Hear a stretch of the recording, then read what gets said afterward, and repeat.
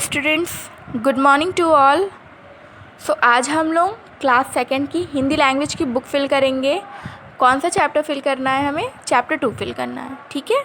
क्योंकि इससे पहले भी 2 वीडियोस में मैंने आपको चैप्टर एक्सप्लेन कर दिया है। सो जिन भी बच्चों ने अभी वो वीडियोस नहीं देखी हैं वो आप लोग वीडियो देख लीजिए ताकि आपको चैप्टर समझ में आ जाए। एंड दूसरी चीज़ बेटा, जिन भी बच्चों ने अभी बुक्स नहीं ली है सो प्लीज़ आप लोग बुक्स ले लीजिए, क्योंकि बिना बुक्स के पढ़ना आपके लिए थोड़ा सा डिफ़िकल्ट है। आप लोग बुक्स ले लीजिए। चलिए हम लोग स्टार्ट करते हैं। और आपको पता है हमारे चैनल को आपको क्या करना है, सब्सक्राइब करना है और बेल आइकन प्रेस करनी है, ठीक है। चलिए, चैप्टर 2 हमारा क्या था?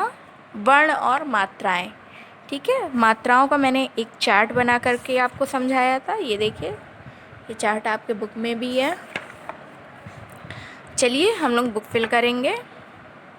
देखिए सबसे पहले क्या है, पेज नंबर 12 पे, पेज नंबर 12 एंड 13 पर है हमारी चैप्टर 2 की एक्सरसाइजेस। सो स्वरों और व्यंजनों को सही स्थान पर लिखिए। यानी कि ये जो आपके कुछ वर्ण दिए हैं ये आपके स्वर भी हैं और व्यंजन भी है, दोनों का मिक्सअप है, ठीक है। तो इसको आपको, ये एक छोटा कॉलम ये स्वर का कॉलम है और एक व्यंजन का कॉलम है, तो इसको आपको अलग अलग कॉलम में लिखना है। यानी स्वर को स्वर वाले कॉलम में लिखना और व्यंजन को व्यंजन वाले कॉलम में। जैसे ये देखिए, ये टा, टा आपका क्या है, स्वर है कि व्यंजन है? टा आपका व्यंजन है, तो यहाँ पर मैंने लिखा है, इसको आप लोग लिख लीजिए। फिर है छोटा आ, छोटा आ आपका क्या है, स्वर है, इसको यहाँ लिख लीजिए। फिर उसके बाद है आपका ना, ना आपका क्या है, ना आपका व्यंजन, इसको यहाँ पर लिख दीजिए। फिर उसके बाद है पा, पा आपका क्या है, पा भी आपका व्यंजन है, इसको यहाँ पर लिख देंगे। फिर है फा, फा आपका क्या है, फा भी आपका व्यंजन है, तो इसको यहाँ पर लिख देंगे। फिर है ए आपका क्या है, स्वर है, इसको यहाँ पर लिख देंगे। फिर है आपका छोटा ऊ, छोटा ऊ आपका क्या है, स्वर है, तो इसको यहाँ पर लिख देंगे। फिर है रा, रा आपका व्यंजन है, इसको यहाँ पर लिख देंगे। और फिर है आपका ओ आपका स्वर है, इसको यहाँ पर लिख देंगे। फिर है आपका माँ, माँ आपका व्यंजन है, इसको यहाँ पर लिख देंगे। वाह भी आपका व्यंजन है, इसको भी आप लोग यहाँ पर लिख देंगे। फिर है बड़ी ई, बड़ी ई आपका स्वर है, तो इसको यहाँ पर लिख देंगे।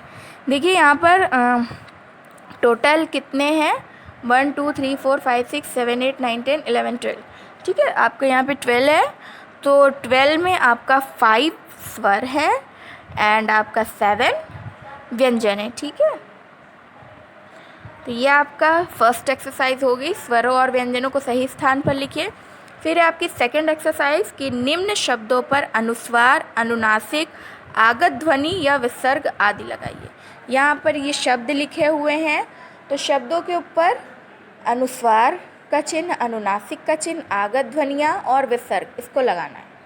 सबसे पहले यहाँ पर लिखा था पलग, पलग, तो पलग है तो क्या होता है, पलंग होता है ना, तो ला के ऊपर हम लोग ये बिंदी लगाएंगे, यानी कि ये हमारा क्या, ये हमारा अनुस्वार है, ठीक है। ला के ऊपर अंक की बिंदी, पलंग।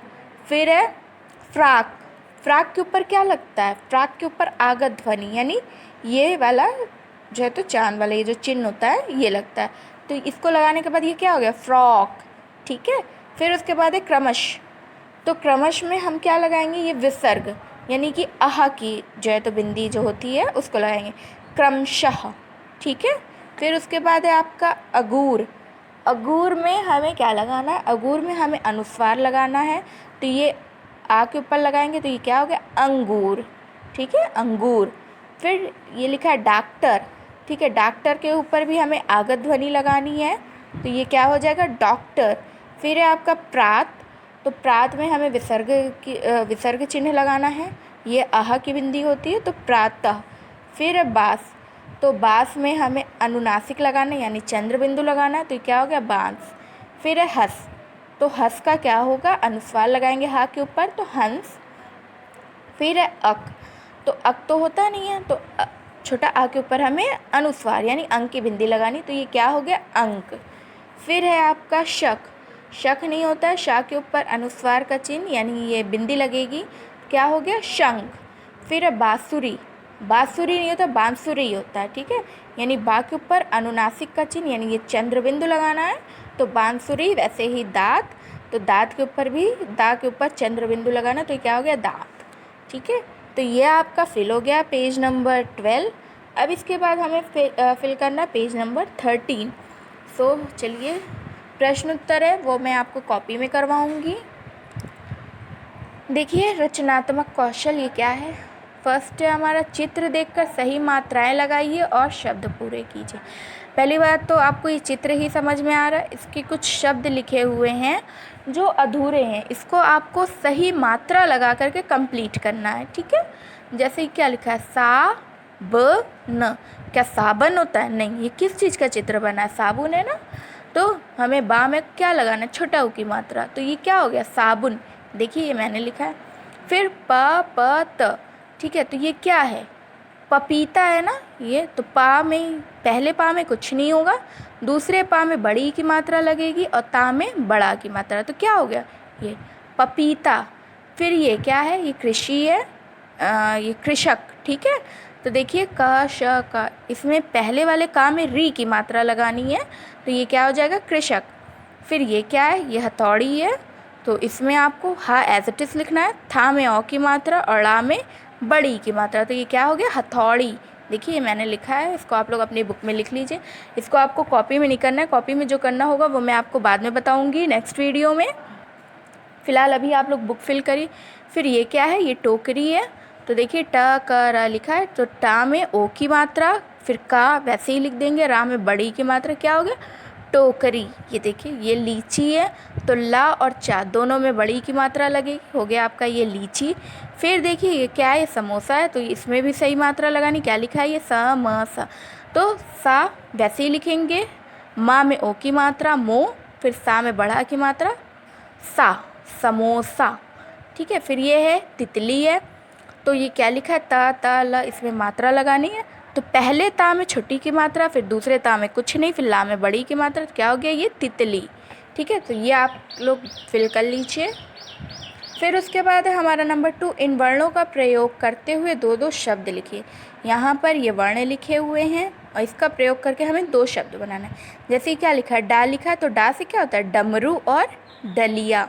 वैसे शब्द तो बहुत सारे होते हैं, लेकिन यहाँ पर आपको सिर्फ दो दो लिखने हैं। सो यहाँ पर हम दो शब्द लिख लेते हैं, डा से डमरू और डलिया। फिर ये है आपका ढा, ढा से क्या हो गया? ढपली और ढोलक।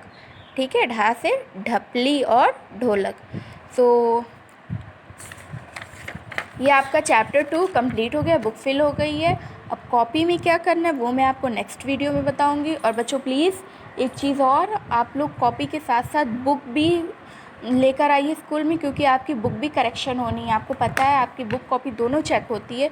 सो कुछ बच्चे कॉपी ला रहे हैं, बुक्स नहीं ला रहे हैं, और अपनी अपनी कॉपी बुक दोनों में कवर ज़रूर चढ़ाइए, क्योंकि बिना कवर की आपकी बुक कॉपी फट जाएगी। सो तब तक के लिए आप लोग पढ़ते रहिए। Good bye.